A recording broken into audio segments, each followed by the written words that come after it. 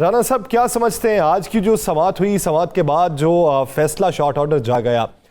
کل کا دن پاکستان مسلم لیگ نون نے بھنگڑے بھی ڈالے، کندھوں پہ بھی اٹھا لیا گیا حمزہ شہباز شریف صاحب کو، اور خوشی کے شادیانے بجائے گئے۔ آج کے دن ادارے کو پریشر میں لانے کی کوشش کی جا رہی ہے، سیاسی منظرنامہ کیا دیکھ رہا ہے؟ بسم اللہ الرحمن الرحیم، الصلاۃ والسلام علیک یا سیدی یا رسول اللہ، الصلاۃ والسلام علیک یا سیدی یا حبیب اللہ۔ دیکھیں یہاں سر اکثر اوقات ایسا ہوتا ہے کہ مسلم لیگ نون کے بہت سے معاملات اگر دیکھیں ایسے ہوتے ہیں کہ وہ کئی فیصلوں پہ عمل درآمد سے پہلے ہی اور فیصلوں کا فائنل رزلٹ آنے سے پہلے ہی خوشیاں منانے شروع کر دیتے ہیں، مٹھائیاں بانٹنی شروع کر دیتے ہیں، بھنگڑے ڈالنے شروع کر دیتے ہیں اور سمجھتے ہیں کہ یہ فیصلے ان کے حق میں ہوئے ہیں، اور اس کے بعد اچانک جب کچھ اصل حقائق سامنے آتے تو یہ سارا پھر یہ چیخنا چلانا شروع کر دیتے ہیں ان اداروں پہ جو ان کے حق میں فیصلہ نہیں کرتے، جو میرٹ پہ فیصلہ کرتے ہیں۔ آپ یاد کریں کل ہم پروگرام میں جب ڈسکس کر رہے تھے تو آپ نے کہا کہ یہ رولنگ جو ہے ڈپٹی اسپیکر کے مطابق یہ بالکل ٹھیک ہے، تو میں نے کل بھی آپ کو رولنگ پڑھا دی تھی کہ یہ دیکھیں یہ فیصلہ ہے، یہ رولنگ ہے، یہ ڈیسیژن ہے سپریم کورٹ کا اور یہ غلط کیا ہے۔ دیکھیں یہ پتا تھا سب کو یاسر، میں اب آپ کو اصل حقائق کی طرف لے کر جاتا ہوں۔ معاملہ یہ تھا کہ کل جس وقت یہ اجلاس شروع نہیں ہو رہا تھا، 2 گھنٹے سے زیادہ ٹائم اجلاس لیٹ ہوتا ہے، تو اس کی وجوہات یہ تھی کہ یہ منانے کی کوشش کر رہے تھے، یہ ڈپٹی اسپیکر کو سمجھانے کی کوشش کر رہے تھے، اور اسے ڈپٹی اسپیکر کے انہوں نے یہ کہا کہ جناب یہ رولنگ، اسے ایک سبق پڑھایا گیا، اسے ایک کہانی سنائی گئی، اسے ان کے 3 وکلا تھے جنہوں نے کہا نہیں آپ کو کچھ نہیں ہوگا، بالکل یہ ٹھیک ہے، اس طرح کرنا ہے،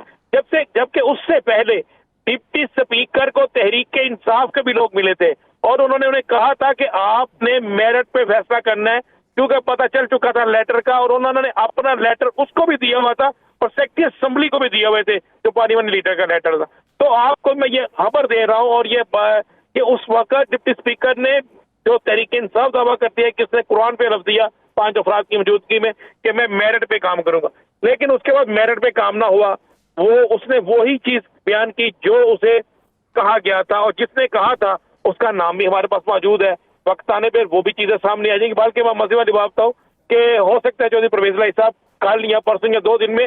وہ ویڈیو بھی سامنے لے آئے ہیں جس ویڈیو میں لوگ کچھ 3 افراد جو ہیں وہ ڈپٹی اسپیکر کے کمرے میں جاتے ہیں جن کا تعلق نہیں ہے پنجاب اسمبلی سے۔ یہ بہت سی چیزیں جو آنے والے دنوں میں سامنے نہیں، ابھی تک اس کو خفیہ رکھنے کے پیچھے منطق کیا ہے؟ اگر آپ کو یہ لگتا تھا، اگر اپوزیشن کو یہ لگ رہا تھا کہ موجودہ صورتحال کے پیش نظر ہمارے ساتھ کوئی غلط اقدام اٹھایا جا سکتا ہے، تو بروقت وہ منظر عام پہ نہ لانے کے پیچھے ان کی منطق کیا ہے؟ دیکھیں وہ تو جو بتا سکتے ہیں کہ ان کی منطق کیا ہے، لیکن میں نے جب ان سے یہ بات پوچھی تو انہوں نے وقت آنے پہ ہر چیز سامنے آ جائے۔ دیکھیں ابھی تو کیس بالکل کلیئر ہے، بالکل کلیئر کیس ہے۔ آج سپریم کورٹ کی ہیئرنگ، سپریم کورٹ کے بیانات، سپریم کورٹ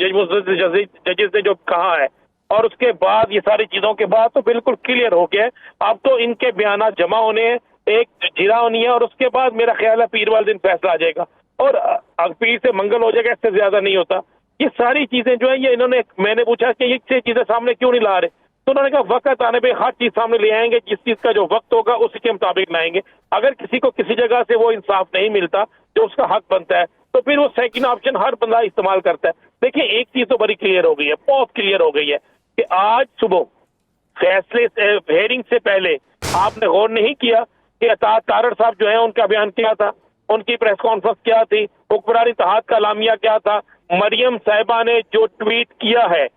کیا وہ ٹویٹ یا توہین عدالت کے زمرے میں نہیں آتا؟ کیا وہ ٹویٹ جو ہے وہ دھمکی نہیں ہے؟ کیا یہ باقی چیزیں جو ہے دھمکی کے زمرے میں نہیں آتی؟ سارا کچھ ہے، کیونکہ اب انہیں علم ہو گیا ہے کہ پنجاب کی وزارت اعلیٰ ان کے پاس نہیں رہتی۔ اس کی 2 میں ایک اور ٹیکنیکل وجوہات میں اپنے پروگرام میں ہم بریک کر دیں۔ کیا سب دیکھیں، ایک رولنگ جو ڈپٹی اسپیکر قومی اسمبلی نے دی،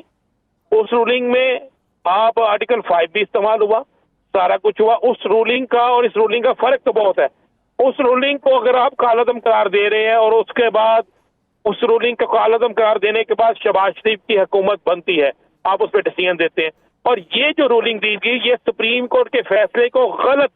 طریقے سے سامنے رکھ کر سپریم کورٹ کے فیصلے کو بدنام کرنے کے لیے اس کی غلط تشریح کر کے دی گئی۔ اب یہ 2 اس میں اور اس میں فرق تھا۔ اب اس فیصلے کو اگر کوئی یہ سمجھے کہ اس فیصلے کو تس قرار دیا جائے گا تو اس سے کیا ہوگا، اس سے جو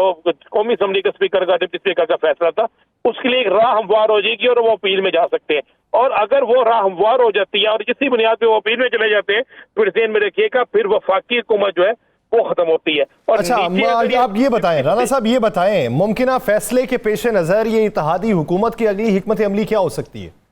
اتحادی حکومت فیصلہ کر چکی ہے. آج کچھ بیانات آ گئے ہیں، کل کچھ بیانات آ جائیں گے، پرسوں ایک بلکہ کل ہی ایک دھواں پریس کانفرنس ہوگی جس میں